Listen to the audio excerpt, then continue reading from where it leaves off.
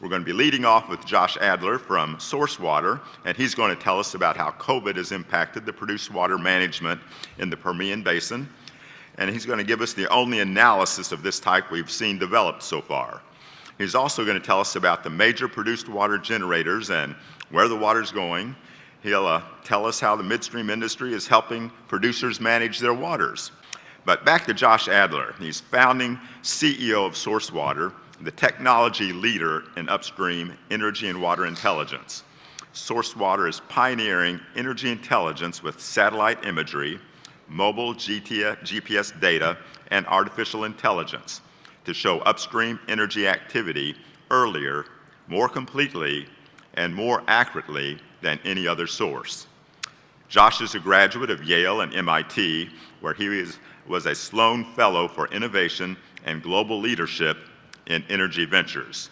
He holds 12 US patents relating to image processing and geospatial data analytics.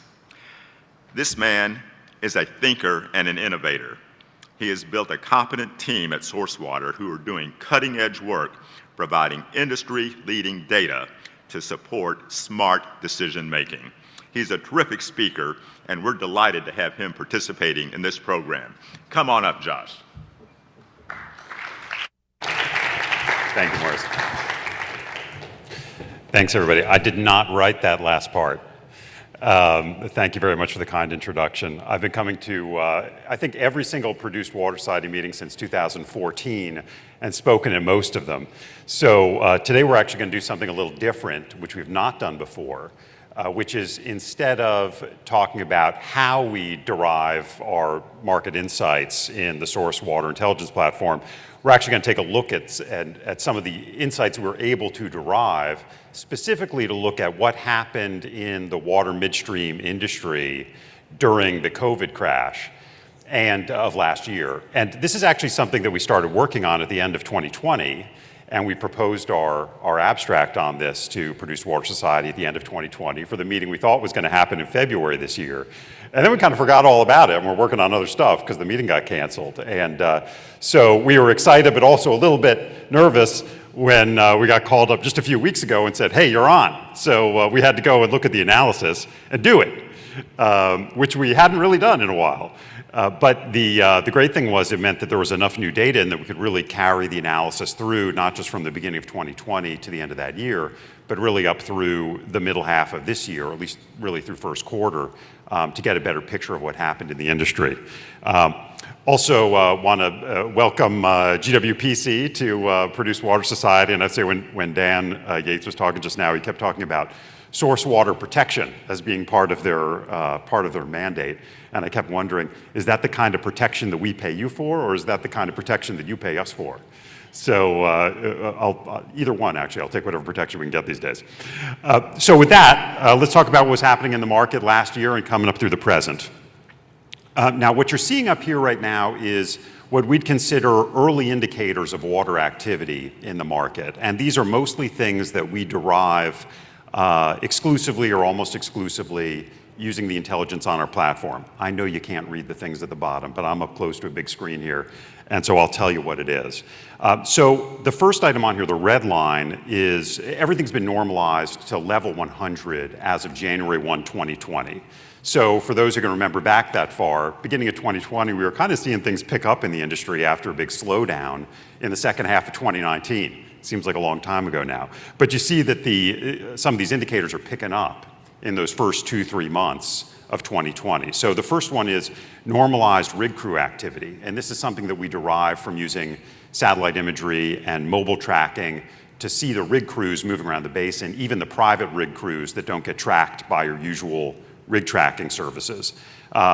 Then we've got the normalized frac crews. Again, frac crews are something that we exclusively detect using tracking of satellite imagery, analysis, as well as mobile phone tracking data to see those crews moving around. And that's something you can't get anywhere else. Then we've got the P18 disposal volumes, which is what a lot of the discussion today is going to be about. These are regulatory reports that have to be transcribed from the Railroad Commission, and they tend to run on about a 3-month lag from the present. There's a lot of stuff to be said about the strengths and weaknesses of P18s as a data source. They're definitely spotty in a lot of ways, but they're really the only fairly current data source with respect to produced water activity. They're only reported by commercial disposal wells. So this is not telling you volumes of produced water. It's telling you the amount of produced water that went into commercial disposals up through about 3 weeks ago, and only in Texas, not in New Mexico. Then you're seeing normalized well pad detection. So again, we exclusively detect well pads as they're getting built on the ground, even before the drilling permits get filed for those projects. So that's a very strong early indicator of future drilling activity, even ahead of the drilling permits, which we're also showing here. And then we're showing frac ponds or frac pits as they're built and filled, which, as I'll talk about, is a very strong indicator for future completions activity, which just makes sense. But it's a really good early indicator of where the market is going on the completion side versus on the drilling side. And so, of course, what you see here is there were some strong early indicators, particularly the well pad construction, right at the beginning of 2020, as we saw people getting ready for what we all thought was going to be a really good 2020 in that first quarter. And that's that gray line you see spiking up there. And you also see the green line starting to pick up right after that. The green line is the drilling permits, right? So the pads, on average, get built a little bit before the drilling permits come out. Not always, but it's a good early indicator when you combine the two of them. And then, of course, you see things really sliding off pretty dramatically as we get to the end of the first quarter there. And we all know what happened then. And we had OPEC, and we thought that was bad enough. And then we had, a week later, everybody's offices getting shut down, and nobody's using transportation fuel. So we all know that. But one of the interesting phenomena that we saw in the second quarter of that year, there was a bit of an oddity, was we actually saw an uptick in commercial produced water volumes in the second quarter. So why did that happen when everything was shutting down? That seemed a little perplexing, and we thought that it was an anomaly in the data, and then we realized, that's all the water that was in the pits being held for recycling that's now getting sent to disposal because it's not going to get used for recycling. And so you actually saw an increase in the disposal business basically in May and June of last year, and then you really saw it drop down again. And of course, it kind of stayed at this very low level all into the fourth quarter. But as we got into 2021, we started to see some really strong positive trends in the second quarter of 2021. In particular, you see that gray line soaring at the end there. That's new well pad construction. So what happened during this whole period of that 15 months was, of course, there was virtually no new drilling, just basically contracts in place that people couldn't cancel, and some things, there were some fracs happening because people had hedges that they had to hold, and so they had to produce a certain amount. But what was happening is those DUCs were very, very slowly, the drilled but uncompleted wells were very, very slowly getting burned off.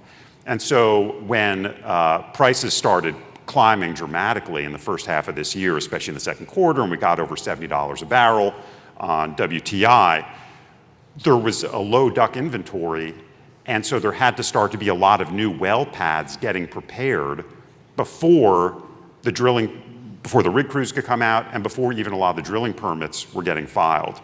And so we saw this big increase of about 200% in new well pad activity, which is a great predictor for the drilling that we saw come after that. And then we also, the green line, we saw a lot of new frac pits starting to fill up as there started to be new well pad areas that were going to get fracked. And so both of these early indicators really showed how important they are for understanding what's going to happen in the market. Now, I'm not showing you July there, but we did see about a 30% decline in new well pad construction in July. So, and we all know there was a bit of a slowdown at that point. As we started to analyze the data, we saw a couple of interesting trends here, and there's one that I really want to highlight that stood out to us when we started looking at 2020 at the end of the year. So we know that the completions dropped dramatically last year, right? And at their peak, kind of from Q1 to Q2, they fell by close to 84% in Texas. I mean, as dramatic a drop as anyone's ever seen in anybody's lifetime. Produced water disposal volumes, the commercial disposal volumes, fell by a little over 30% in that time period. So it fell dramatically as well, not as dramatically, of course, because we know the wells keep producing water even when they're not being fracked. But what's really interesting here actually is the correlations that we found that were essentially uncovered as the tide went out on the industry last year, literally, which is up until last year, folks in the produced water business in general, there was kind of a bit of a truism, or a cliche that people would go around saying, well, oil business goes up and down, but the water only goes up, right? The water to oil ratio just keeps on going up as those wells get older. And so this is a much more stable business, the water business, than the oil business. But it turns out that there's actually there's a very weak, almost no correlation between total produced water volumes. It's a 28% correlation that we found in kind of a trailing 3-year period between changes in total produced water volumes and total produced oil, right? So there was a very weak correlation between production of crude oil and commercial, P18, commercial produced water disposal volumes. There was a very strong correlation, almost 80%, between completions and commercial produced water disposal volumes. So again, this is a really important insight that came out of this data analysis. The commercial disposal market is very highly correlated, not with oil production, but with completion count.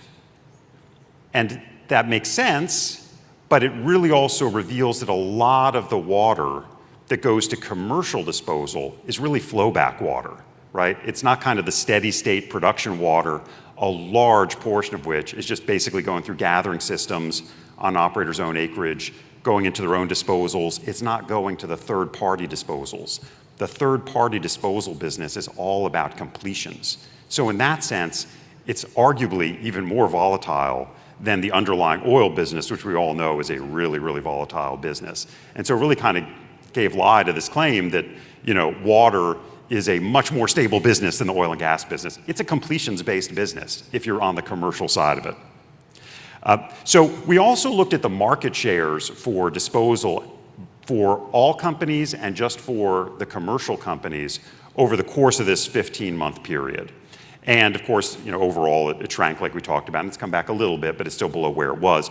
The graphs you're seeing up here right now are showing total disposal market shares inclusive of the operators that basically dispose their own water but report P18s on that. And that's kind of optional for the operators. Some of them just choose to do it even though they don't really have to. So we also analyze this when we take the operators out. But I think the interesting takeaway from what you're seeing up here is, contrary to what, again, a lot of people would have thought, you would have thought when the market goes down, there's consolidation, you get a smaller number of companies getting more of the business. That's actually not what happened. If you look at what actually happened over that 15-month period, more of the overall business shrank, no question, but actually more of the business started going to smaller disposal companies who don't even show up on the list, rather than consolidating to the few larger companies. So for example, number one disposing company in Texas, Waterbridge, we all know them, great company, they went from 12.2% of the total disposal market down to 10.7%. And this includes Pioneer. I mean, Pioneer was number two if you include them in the disposers. They went from 11.8 to 8.8. But if you look at it overall, you had 41.6% of the market as everyone else, who we're not even listing here in the top 10 or 15 companies, and that went up to 49.6. So the business actually diffused to more smaller players rather than consolidating with a smaller number of big players. That really surprised us. And if you look, it's kind of a fun little animation, at the top 7 and how they moved around from quarter to quarter, so not just looking at the beginning and the end, but all through, what you see is, I'll show that one more time because it takes a long time to do these animations. Oh yeah, look at that. That is exciting. That is some action on screen right now. So what you're seeing, of course, is that the top few places are staying the same, right? Waterbridge, Diamondback, Pioneer, Pilot. Oxy, which includes the Anadarko portfolio, which had a lot of water assets that got pulled into there with that acquisition. The one thing I'll say that's particularly interesting about this is Cimarex. And the reason it's interesting is, they have a lot of Delaware Basin acreage. They produce a lot of water. Cimarex for many years, I didn't see any folks from Cimarex here today, but they have been very advanced in the industry in really trying to use almost all recycled water in their new fracs. And that's something that they've been really on the leading edge of. The reason this is interesting to see Cimarex on here is, despite that they recycle almost all of their produced water, they still had to send a lot of water to disposal. So it's just a really important concept to understand, and this kind of helps evidence it, that we know we can recycle every drop of produced water that comes out of the industry. There's still someplace else that there's a lot of water's got to go, to disposal or some other type of reuse. And I think seeing Cimarex on this list helps illustrate that. Now, when we look at the analysis of just the commercial companies, and we took out the big operators like Pioneer and Chevron that file P18s, but we know aren't really commercial disposal companies, we see the same phenomenon here, right? Which is that, to our surprise, the big didn't get bigger. The big actually got a little bit smaller. So in this case, just looking at commercial companies, WaterBridge, the number one, went from 12.2% of all commercial disposal water down to 10.7%. Pilot, which was number two, they were flat. But overall, the little companies, the everybody else, went from 70% to 75%. So there's actually been a diffusion. Maybe there's been more opportunity in the market. And again, we see what moves around. WaterBridge and Pilot are staying up top. Solaris is kind of in the middle there. Start calling the horse race as they go around the track. We should have done that with little horses going around the track. I'll do that next time. But interestingly, in this case, the top 7 on the commercial side, they never changed. So the top 7 were the same top 7 all the way through. There was a little bit of movement in the lower half of that. Now, here's another type of analysis you can do. And we just took 4 of the top companies. But using the data that we gather, we're able to actually see who are the customers for every single commercial disposal company, and how much water is each commercial disposal company getting overall from each customer, and at every single facility, how much water they're getting. So some of our operator clients will use this to understand essentially their procurement leverage when they're negotiating their contracts from year to year. And you can see the same thing on the other side. We haven't done it here, but if you look at the operator side, we can see where each operator is sending their water for third-party disposal, and also facility by facility geospatially. And so you can see which commercial disposal companies are most dependent on which operators, and which operators are most dependent on which commercial disposal companies. And you can even break that down to the individual facility level, which on both sides is useful for them when they're trying to understand what's going on with their contracts and kind of how much leverage they have. The interesting thing here, as we look at the top 4 companies that receive the most commercial disposal water in the Texas Permian over this 15-month period, is for at least 3 of them, you see that they've got very diversified customer bases. So it's kind of like, for those of you who've been in real estate, and if you have a shopping center, you want a large number of small tenants. You don't want that one grocery store where if they go out of business, you're done, right? You want a diversified customer base generally. And for WaterBridge, no one customer has more than 17.5% of their market share, which is Oxy. And they've got 32% that are other little ones. In the case of Pilot, they're actually the most diversified of all of the commercial disposal companies. And we also see that borne out because when we look at the amounts of water going by trucks versus by pipelines, which is another thing that we analyze, you can see that Pilot gets more of their water by truck than any other company by far. And so they get a lot of water from a lot of little companies. So they have a very diversified customer base. Gravity also even more diversified than WaterBridge in a way. They don't have anybody getting more than 11% of their share. But then when you look at NGL, and I haven't seen anybody in NGL today, but this is public data, NGL, more than 50% of their business comes from one company, which is BP. And then another quarter of their business comes from another company, which is Cimarex. So I'd say they are not diversified. And if you're NGL, you definitely want to be making some deals to kind of diversify that customer base and not be leaning quite so hard on one big customer that gets a lot of leverage in that situation when their contract comes up. So a little bit bigger picture on the market. What you're seeing here right now is showing the appearance of frac pits across the Permian over this time period. And one of the things we do uniquely is we identify frac pits as they get built and as they get filled with water and as they get dried out. We also do that for reserve pits and well pads and some other things that you can see in satellite imagery. One of the interesting things about frac pits is they really don't show up in regulatory data at all. There's essentially no way to know where frac pits are using regulatory data. You have to look in the satellite imagery. And what's interesting here, again, is that when you see a frac pit show up, or frac pond show up, it's very highly correlated, in this case close to 77%, with new completions happening nearby. That just makes sense, right? You can't have a frac without a frac pit, and you've got to build and fill the frac pit first. So this is just intuitive that this is true, but the numbers also bear it out, right? When you see new frac ponds get built, it's a very strong predictor that there's gonna be some fracs nearby soon, and there's no other way to know that they're gonna be there soon. So it's a really good predictor. But also, let's tie it back to what I was talking about at the beginning, which is that the event of a completion, or a frac, is the strongest indicator and very highly correlated with flowback water that's gonna go to commercial P18 disposal, right? So you wanna know where the frac pits are to know where the fracs are gonna be, and you wanna know where the fracs are gonna be because that tells you where the produced water is gonna be that needs disposal. That's how you get ahead of the market.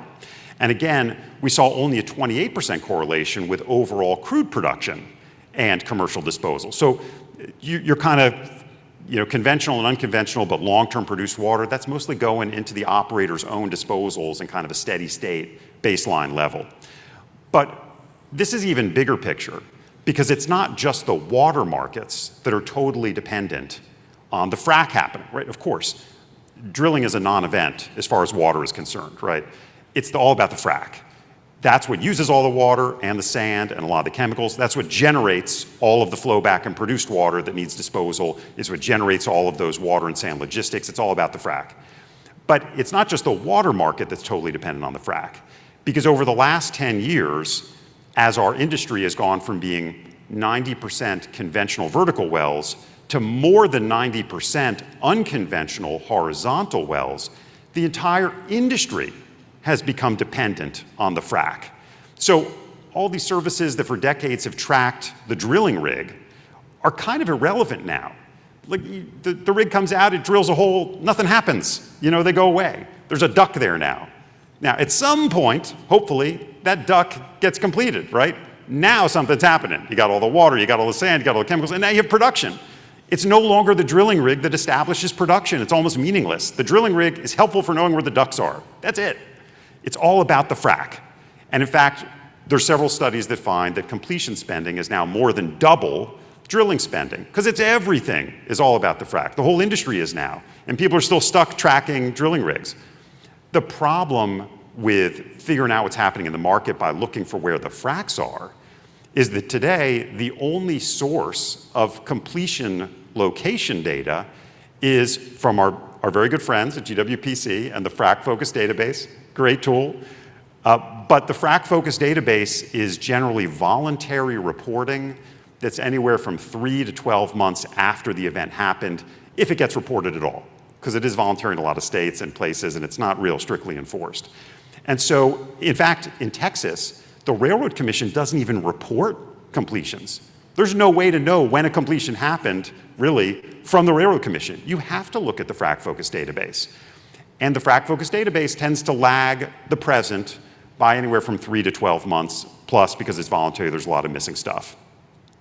So our big question as a company that's trying to serve the water industry and the entire energy industry is, could we come up with a way to track the frac crews? Because that's what matters here, right? And it doesn't help you to just know that a rig was there and there's a DUC, because is the DUC still there? I don't know, it's been a year, right? If you're looking at the Frac Focus database, it's been a year. How do we know if there's still a DUC there? Because it's the DUC that tells us what the water demand is gonna be, what the disposal demand is gonna be, where they going next. How do we track the frac crews to really predict completions in near real time? And so this is a question that we've been working on literally for years, and we actually have a solution for it. So we know that all fracs, they need a pond, and we're picking up the ponds. We know they need a drilled but uncompleted well, and we're picking up the rigs, we're tracking those. We know they need a frac crew, and they also need proppant. So how do we go DUC hunting? Well, first, we do know that the pits correlate highly to future completions. The problem with using pits by themselves is that they keep getting reused once they're built. So detecting a frac pit is a really good way to know that new completions are going to happen in a new lease or a new field. But once the pit is built, it doesn't tell you very much about the follow-on fracs that are going to happen because that pit tends to get used for a lot of different fracs. So it's not enough. So what we did was we put a lot of disparate data sources together to really understand what's going on, and we call that fracscape. So what we've done is we've combined satellite optical imagery updating every few days that shows us where the well pad is, and that's what you're seeing on the upper right. Then we combine synthetic aperture radar satellite imagery, which is a different kind of satellite imagery that has two big advantages. It bounces off of metal, so you can see when there's a lot of equipment on the site, and it cuts through clouds. It's not blocked by clouds. But first, you have to know where the well pad is. Otherwise, the synthetic aperture radar is useless, right? Because you don't know metal from what. You're not seeing the dirt. You're just seeing the metal. So we draw where the well pad is using the optical imagery. Then we detect stuff happening on that pad using the synthetic aperture radar. But we still don't know what kind of stuff is happening. So what we've done is we've licensed from numerous different sources commercial GPS tracking data, which is generally reported within a few days of people moving around. And this is stuff that traditionally has been used for, it's from opt-in apps and that kind of thing. Like if you ever use Google Maps or Waze, how do they know the speed of traffic on the road that you're driving on? They know that because they're tracking the movements of millions of cell phones and they know how fast they're moving, right? So all the data is anonymized, but there's people there. And so what we're able to do is see there's people on the site, and applying a bunch of algorithms that we've patented, we're able to figure out, is this a rig crew, a bunch of rig crew people on the site, or is this a bunch of frac crew people on the site? And we're actually able to, using a bunch of other associations, we're able to know which company they work for, because we know where they came from and we know where they go to next. So now we know whose frac crew it is on the site and where they're going from place to place. And so there's a bunch of benefits to applying that. Obviously for operators, especially with really complex acreage, it's really helpful for getting ahead of frac hits, which everybody's trying to keep track of the offset leases, but sometimes things slip through the cracks, and you don't want to lose a $10 million well just because you didn't know that frac crew was going to be there this week. You want to prepare for that.